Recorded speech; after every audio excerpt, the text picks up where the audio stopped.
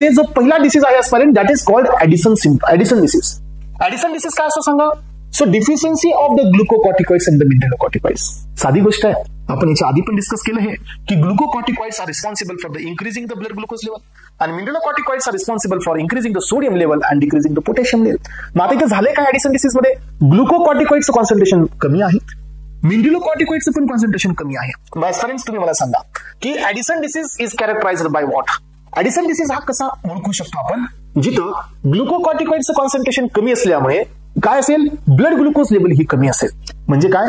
बॉडीमध्ये sugar level ही डाऊनला जाईल आणि मिनरलोकॉर्टिकॉइड्स पण नाही आहेत. याचा अर्थ काय की आपल्या ब्लडमध्ये पोटॅशियमची लेवल जास्त असेल आणि सोडियमची लेवल कमी असेल.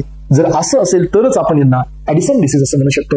इथं पहा, so the deficiency of the glucocorticoids and the mineralocorticoids.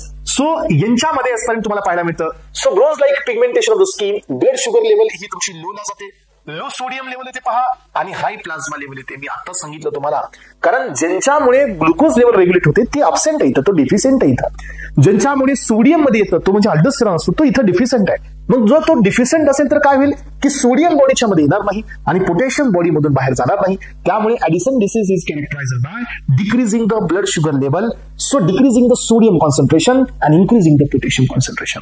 या 3 पॉइंटला तुम्ही लक्षात ठेवा, कारण हे बीट एक्झाम मध्ये येऊ शकतात.